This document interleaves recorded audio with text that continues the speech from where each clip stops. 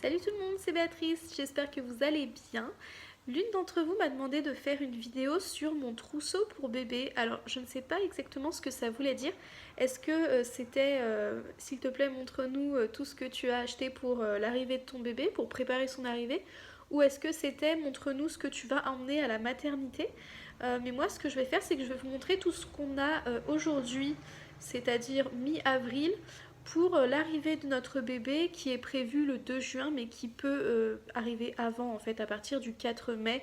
On considère qu'il est à terme et qu'il ne risque plus rien parce que j'ai prévu d'accoucher à la maison, donc a priori il n'y aura pas de trousseau maternité. Je n'aurai pas besoin normalement de faire un sac pour moi, pour bébé, pour aller à la maternité. Je vous préviens juste que j'ai encore le nez un petit peu pris. Si vous avez regardé mon dernier vlog, j'étais malade en fait mercredi, jeudi. Là on est vendredi, ça va mieux, mais c'est pas encore parfait.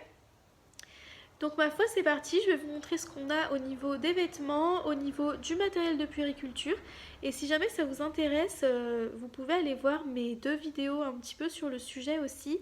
Il y en a une sur les articles de puériculture que je trouve inutiles, ou en tout cas pas indispensables pour moi. Et il y a une vidéo sur mes indispensables, mes essentiels à moi en fait pour l'arrivée d'un bébé.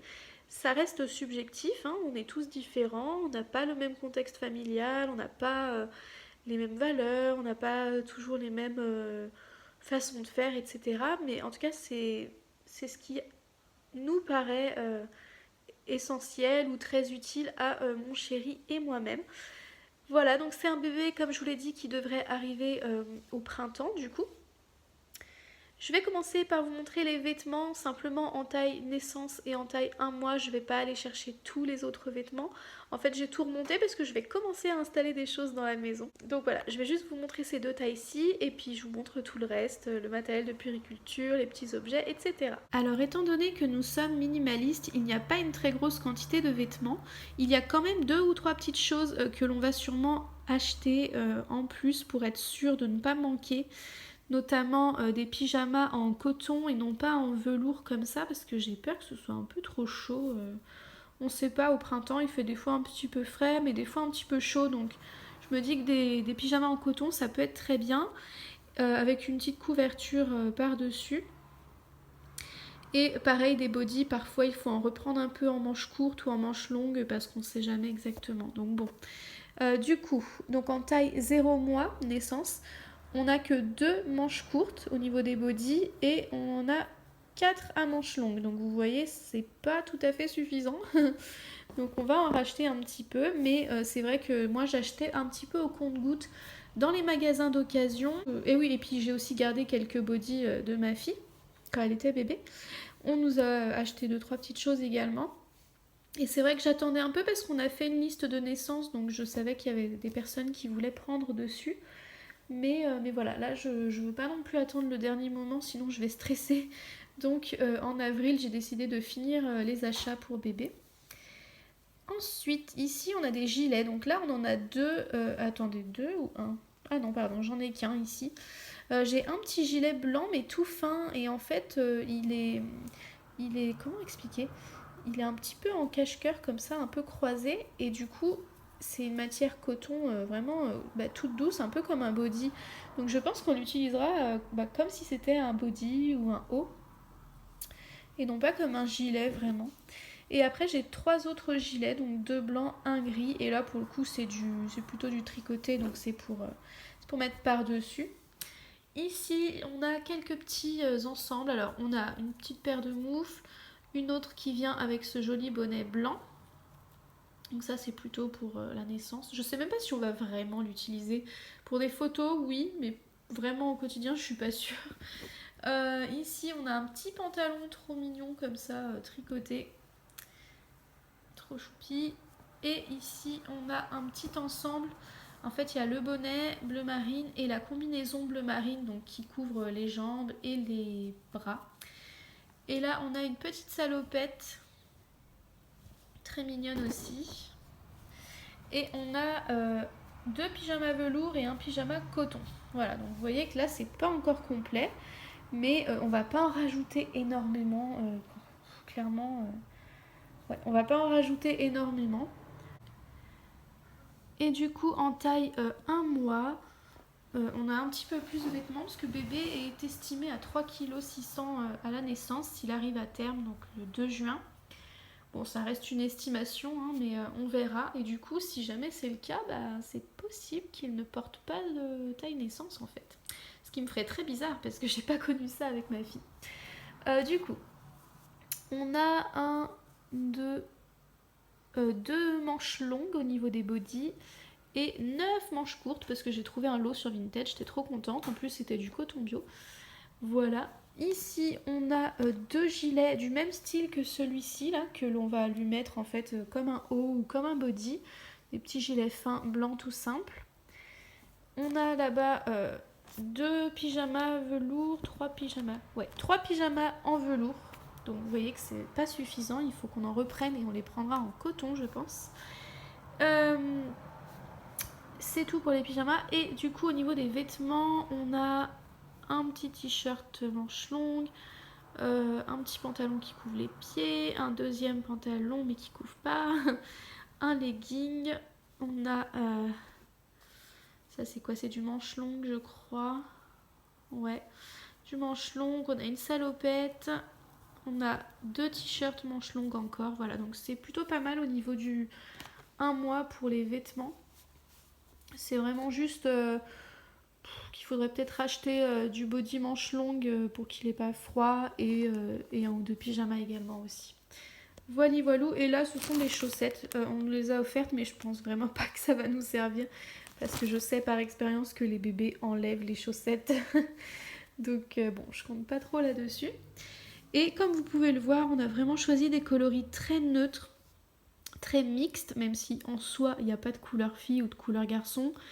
Mais bon, nous on a connu ça un petit peu aussi, donc je vous cache pas que j'aurais pas forcément l'idée de mettre des vêtements qui sont genrés plutôt filles à un garçon. Enfin, moi en tout cas je suis pas encore prête à ça, et en fait ce qui est le plus simple à mes yeux, bah, c'est tout simplement d'avoir des couleurs mixtes, d'avoir des vêtements simples en fait, où il n'y a pas particulièrement de motifs, d'inscriptions, de couleurs et tout ça.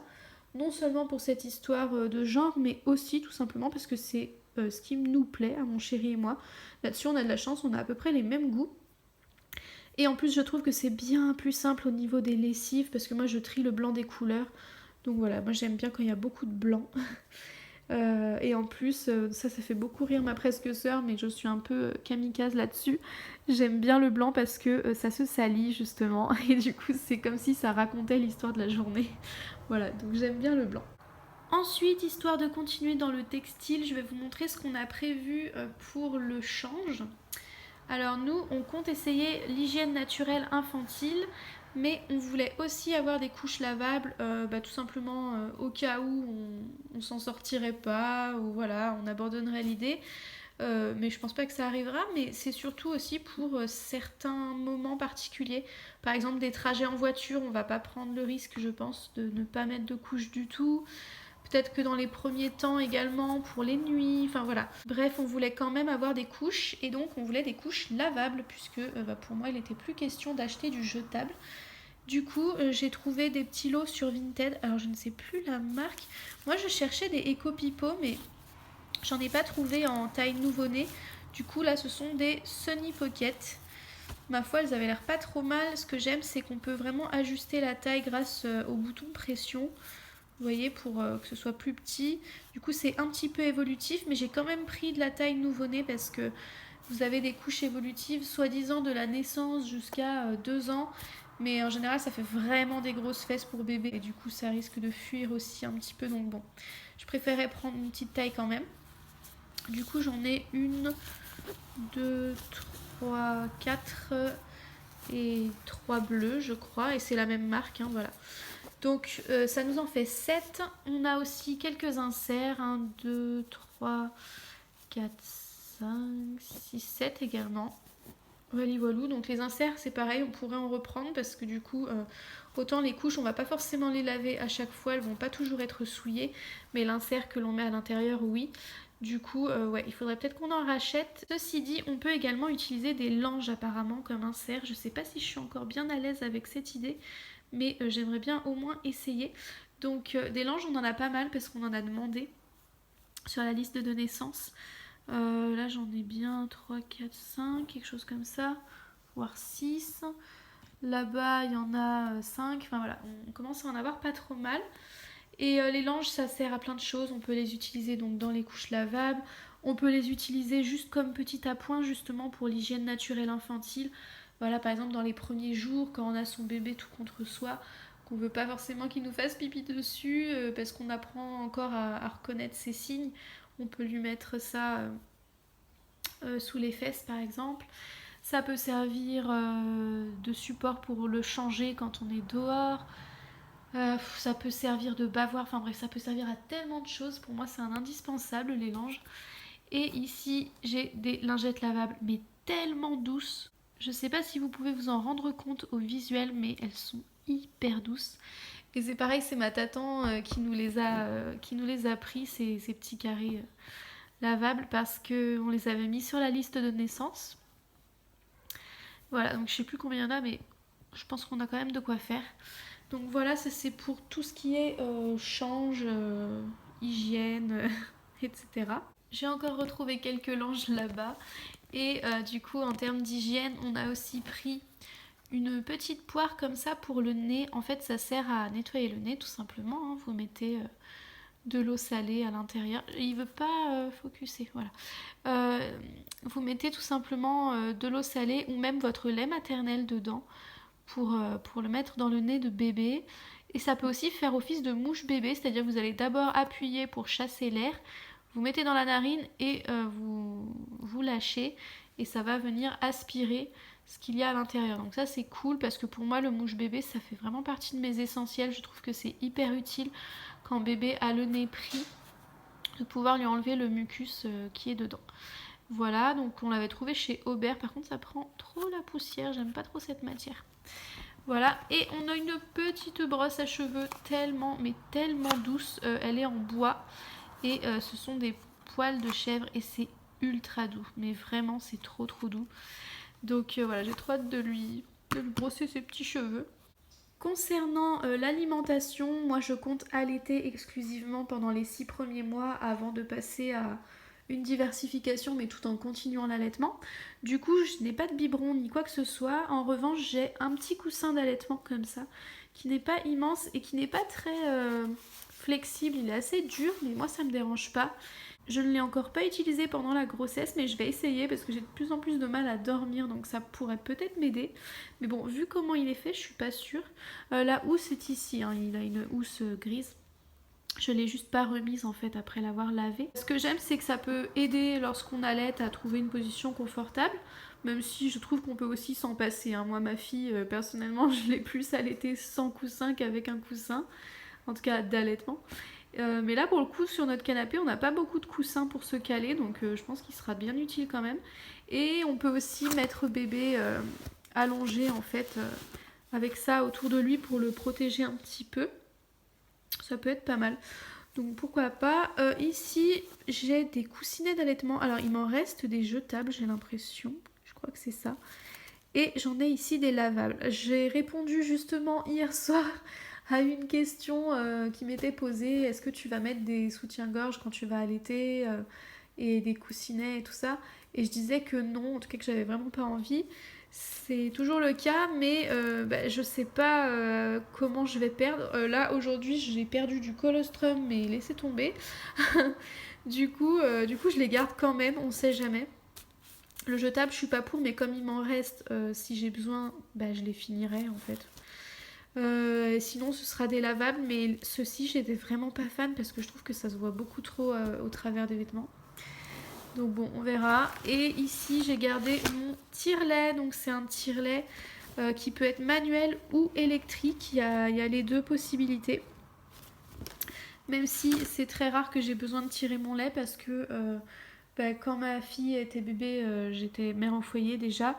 Et ce sera encore le cas pour ce bébé-là. Donc il n'y aura pas beaucoup d'occasion de le tirer, mon lait, je pense.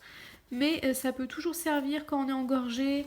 Si un jour je dois faire garder bébé quelques heures ou quoi, ça peut toujours être utile. Donc voilà pour l'allaitement. J'ai gardé une cape de bain de ma fille et bien que ce soit très pratique, la cape de bain, je ne trouve pas que ce soit un indispensable. On peut tout à fait se contenter de n'importe quelle serviette de bain. Mais voilà, je l'avais donc je l'ai gardée. Dans la catégorie transport maintenant, j'ai mon écharpe de portage que j'avais déjà pour ma fille. C'est une Teach Garden, elle est trop magnifique, j'adore le motif.